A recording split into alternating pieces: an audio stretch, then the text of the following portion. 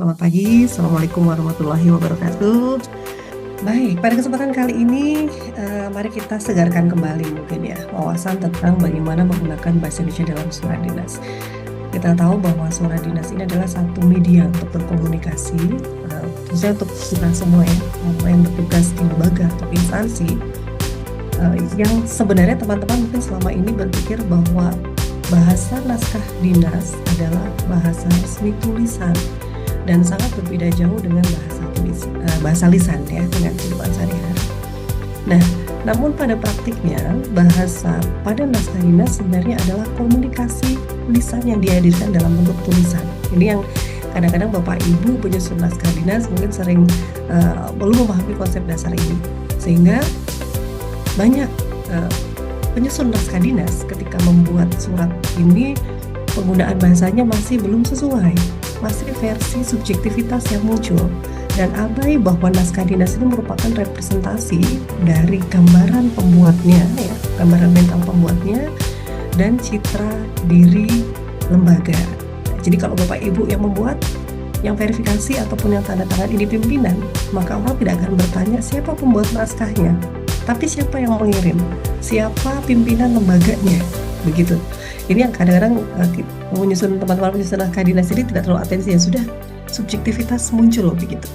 Nah, mungkin sedikit informasi, beberapa waktu lalu kami sempat melaksanakan pembinaan kepada teman-teman penyusun naskah dinas, dan ada hal unik yang terjadi adalah bahwa dalam satu lembaga ternyata muncul berbagai macam bentuk naskah dinas, walaupun sudah ada peraturan wali kota ya, atau peraturan gubernur yang menaungi lembaga tersebut. Nah, ini yang mudah-mudahan tidak terjadi di kota Tangerang ya Pak Bambang ya, karena bagaimanapun kalau satu kantor atau satu lembaga suratnya beraneka ragam, ini kan jadi lucu gitu, tidak ada standarisasi.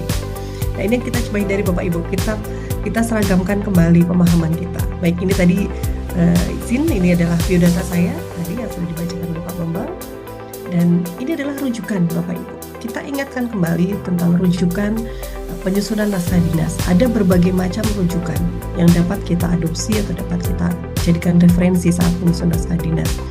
Mulai dari Peraturan Menteri Pendidikan Nomor 74 ya, tahun 2015 hingga Peraturan Menteri Dalam Negeri Republik Indonesia Nomor 1 tahun 2023. Dan nanti untuk rujukan silakan Bapak Ibu sesuaikan dengan rujukan atau dasar hukum yang sudah dikeluarkan oleh peraturan yang menaungi lembaga masing-masing. Nah, kalau teman-teman pemerintah Kota Tangerang mungkin rujukannya Perwal ya Pak ya, Perwal. Kemudian saya yakin Perwal tersebut sudah diturunkan dari Peraturan Menteri Dalam Negeri. Dan kalau tidak salah memang dulu saat penyusunannya juga ada pendampingan dari kami di Badan Bahasa. Baik, mengapa perlu rujukan Bapak Ibu, pertanyaannya? Mengapa kita semua perlu rujukan saat menyusun naskah dinas? Yang pertama, rujukan tersebut harus ada sebagai landasan kerangka berpikir dalam berbicara tentang tata naskah dinas. Nah, ini tadi poin utama supaya kita tidak memunculkan sisi subjektivitas. Nah, kadang-kadang ada yang sudah ada jawaban seperti ini. Ini salah loh, bentuk benarnya bukan seperti ini. Jawabannya biasanya begitu Bu. Sering begitu ya Pak Bambang ya? Biasanya begitu Bu. Atau contoh yang sebelumnya sudah ada begitu. Nah, ini yang kadang-kadang jadi sisi subjektivitas betul sekali. Apalagi kalau sudah ada jawaban yang ada di memori komputer, adanya seperti itu. Jadi tinggal copas istilahnya, mengcopy dari dokumen yang ada. Padahal regulasi atau peraturan yang dikeluarkan ini sudah disesuaikan, sudah sedinamis mungkin berubah-ubah setiap tahunnya. Nah, mengapa kita perlu rujukan? Dan teman-teman sebagai birokrat, sebagai ASN, sebagai pegawai lembaga pemerintah ini harus mengikuti perkembangan tentang referensi penyusunan naskah dinas tadi. Kemudian yang kedua, rujukan ini juga penting sebagai wawasan bahwa kaidah kebahasaan diperlukan dalam tata naskah dinas. Dan yang ketiga, sebagai pancingan bahwa wawasan kebahasaan itu dibutuhkan mereka dalam pelaksanaan pekerjaan di kantor.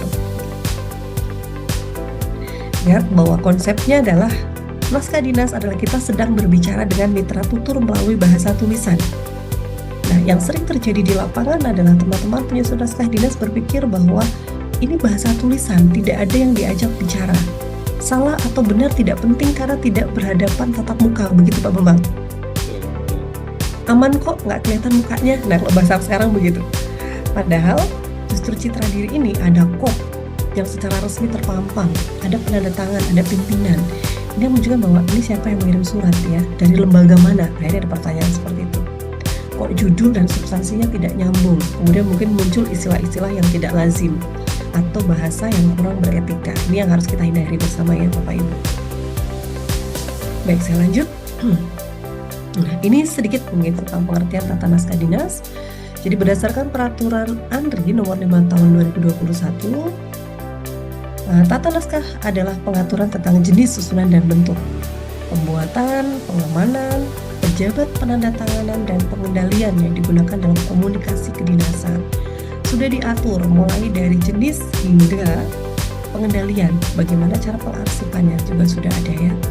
Nah, pasal 53 huruf B peraturan ANRI secara tegas menyatakan bahwa bentuk, susunan, pengetikan, isi, struktur, dan kaidah bahasa menggunakan bahasa yang formal, logis, efektif, singkat, padat, dan lengkap sehingga mudah dipahami gitu ya. Jadi ada garis besar bahasa yang memang harus kita ikuti untuk penyusunan tata naskah dinas. Nah, Bapak Ibu, mungkin di awal ini kita sepakati bersama bahwa kami dari Badan Bahasa ini tidak mengatur gaya selingkuh atau gaya penulisan. Misalnya gaya rataan, kemudian di mana posisi kanan kirinya sapaan ataupun tanggal, ini sudah diatur secara resmi oleh Perwal ya, peraturan wali kota atau peraturan daerah yang menaungi. Kami hanya akan merapikan kembali tentang bagaimana tadi menggunakan bahasa yang formal, logis, efektif, singkat, padat, dan lengkap. Supaya substansi atau inti yang ingin Bapak Ibu sampaikan pada naskah dinas tersebut dapat tersampaikan dengan baik. Baik, berikutnya adalah fungsi surat dinas Bapak Ibu. Fungsi surat dinas yang pertama adalah alat untuk menyampaikan pemberitahuan, permintaan atau permohonan serta buah pikiran atau gagasan ya.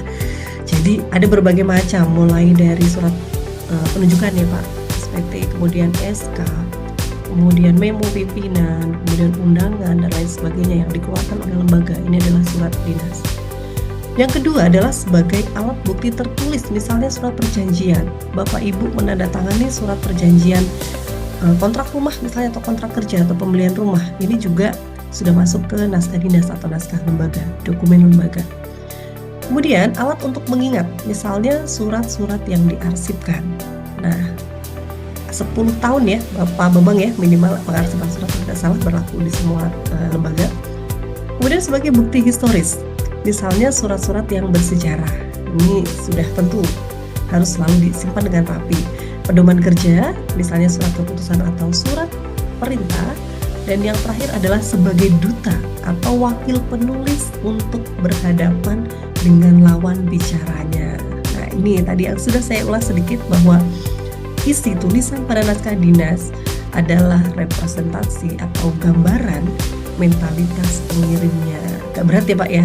Jadi kalau bahasanya kan kelihatan siapa yang membuat, bukan Bapak Ibu yang ditunjuk sebagai pembuat, tapi siapa pimpinan lembaganya. Nah ini Bapak Ibu agak ini ya betul, karena tanda tangan dan verifikasi Kasubagnya misalnya atau Kabagnya begitu. Nah silakan nanti ini yang jadi acuan bahwa kita harus berbahasa dengan baik dan benar. Baik, saya lanjut.